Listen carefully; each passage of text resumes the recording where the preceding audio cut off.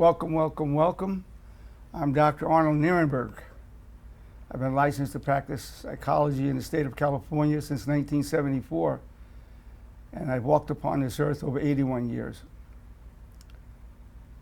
So I have a lot of qualifications for presenting to you what I'm going to present to you today. But part of my qualifications is my own stupidity, mistakes that I've made. My father said to me, son, I have a lot of good advice to give you, not because I've been so smart, just I've been so stupid. So that's part of my credential. The title of today's presentation is How to Prevent Domestic Violence and Create an Eternal Marriage. How to Prevent Domestic Violence and Create an Eternal Marriage. Dedicating this to Marty Vrooman. Some of the ways to prevent domestic violence also help create an eternal marriage. And one of them that comes right to mind is not creating jealousy. Certainly infidelities, that's going to ruin a relationship. One key thing about that is when people take the other person back, they never trust them again. They make that person miserable, always checking on them. So it's usually better to just end it on those infidelities, usually. Sometimes that's hard to do. So that's an extreme example. Now the other is less extreme. But let's say your significant other gets jealous if you're with, let's say you're a man, and your wife gets jealous if you're around alone with women,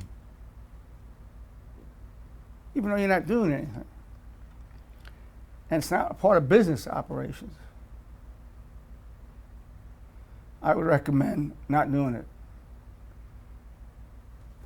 There's a natural feeling that you belong to her, she belongs to you. And if you try going against that, you think, well, it shouldn't matter. I trust her, she trusts me. It will matter.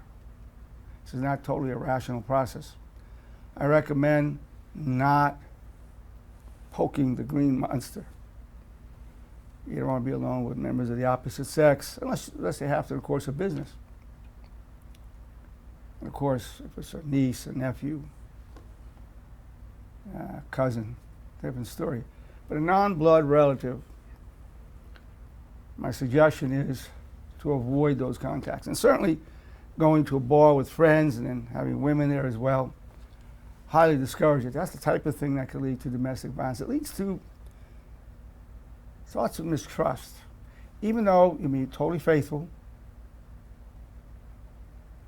and your wife is totally faithful, thoughts just start going. I wonder what he's doing right now. Why isn't he home now? You get home 1 in the morning, your wife starts looking, is that lipstick on your collar? She wants to really look at your phone. Maybe she doesn't ask for it. You don't want to create those dynamics. Now, a lot of therapists would disagree with that. They would say the person who gets jealous and possessive, that's their problem. That's a wrong concept. You don't want to poke the green monster, believe me. We're not talking about having an affair. We're talking about being in a context that can create that jealousy. Now, certainly, if somebody's prone to alcohol abuse, substance abuse, they're more prone to domestic violence. So it goes without saying, it's better if you don't drink at all or just in moderation, or not use drugs, or maybe just in moderation once in a while. Not using both is preferable in terms of creating an eternal marriage and to maximize preventing domestic violence.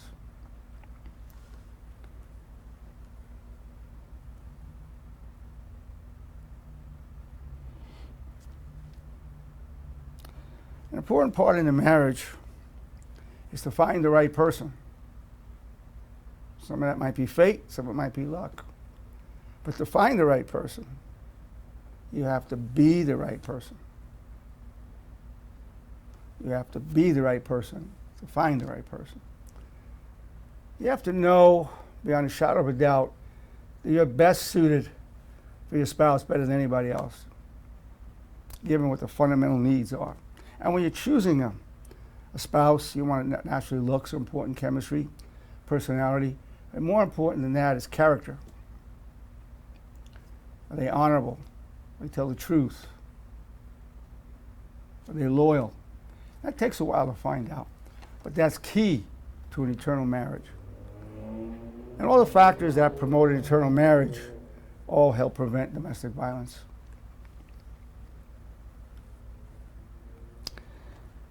Now,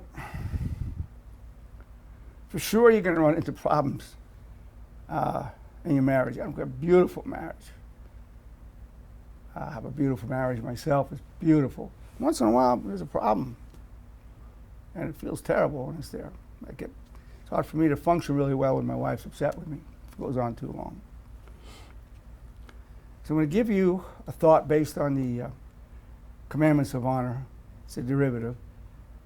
It's this.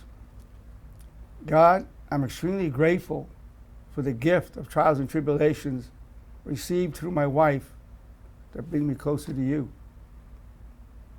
God, I'm extremely grateful for the gift of trials and tribulations brought to me through my marriage that bring me closer to you. When you're hitting marital problems, relationship problems, it will drive you towards God. It will. You will become miserable. And that's what makes you go towards God more. If you don't believe in God, it takes you more to your divine nature, your higher nature. So I highly recommend that thought. God, I'm extremely grateful for the trials and tribulations brought to me through my marriage that bring me closer to you. You have to look at it as a gift. It's not going to feel that way. You're going to go, what the heck is going on? What do I have to do to get away from this person? Those are normal thoughts. But right with those thoughts, you want to have, God, I'm extremely grateful for the gift, the trials and tribulations brought to me through my marriage that bring me closer to you. You want to keep that right in there while you're having all these negative thoughts. Then you want to be very conversant with the 9 laws of love that you repeat 3 times a day. It's going to help you a lot. I love you, I adore you, I like you, I appreciate you, I respect you. I'll do anything for you, I'm totally committed to you, I'll always be loyal to you. And next to God, you're my first priority always. That has to be just ready to roll out, because you're going to be in situations where you're going to feel close to your spouse and you're going to say those things. But you're going to be in situations where there's a problem, and that's when you need to pull that out. You got to reach inside and bring that to your spouse. Now, there's no guarantee anybody's going to have an eternal marriage. I'm giving you good guidelines, very good advice. And certainly having religious beliefs, believing in God, having that factor in your marriage is a positive thing. Not always, but generally it is. Now, one of the things that to have an eternal marriage, you have to rather be happy than right. You have to rather be happy than right. In other words, if it's very important to you to be right in an argument, you're going to kill the marriage. You kill it. It's a matter of pride. So you have to put honor before pride. You really have to have the attitude, I'd rather be happy than right. Because a lot of arguments over who's right and who's wrong, who's stupid or who's crazy. Some variation of that.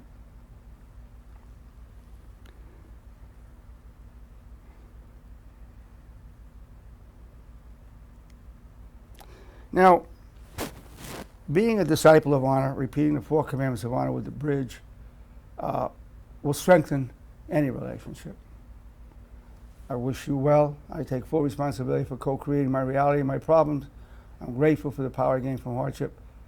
And then either one of two. Either I seek always to serve my values, or if you believe in God as I do, God, your wish is my only wish. Those are the 4 commandments of honor. Then it's good to take a pledge to become a disciple of honor. We agree to repeat those 4 commandments 3 times a day for the rest of your life. The pledge goes this way. As a disciple of honor, I pledge myself for all the days of my life to the 4 commandments of honor, and I'll teach them to those I love. I'll repeat them every morning, afternoon, and evening, and I'll listen to myself recite them. It's a beautiful thing to commit your life to this way. It'll keep you as a well-wisher in your marriage. It'll keep you from just getting into the blaming, because you can take responsibility for co-creating whatever you can. The difficulty you go through, you know you're going to get stronger from it, because without suffering, you cannot achieve wisdom, and you cannot achieve compassion. So you know you're gaining that from these struggles that come out of the marriage. And wishing her well, even when you have some pretty angry thoughts, is a good thing to balance it. All the negative thoughts that you get, it's not your fault. The thoughts that pop in your mind do not define who you are. They're based on your genetics, family upbringing, societal norms. You're responsible for the thought you choose to balance it with. So if you're getting a negative thought towards your spouse, you balance it with, I wish you well. Or if you can't do that, I want to wish you well. Now, it won't make the negative thought go away, but at least you're not feeding it. And eventually the negative thoughts will come back less and less often. Now, one of the laws of honor is this. I intend to respond more to your vulnerability than your negativity. I intend to respond more to your vulnerability than your negativity. Because any kind of negative behaviors from your spouse, anger, aloofness, always under it is vulnerability. Feeling jealous, hurt, abandoned, neglected, inferior, overwhelmed, humiliated. So you want to respond to what's under it. I intend to respond more to your vulnerability than to your negativity. That'll take you far as you learn to be able to identify your significant other's vulnerability and respond to that. You'll go a long way.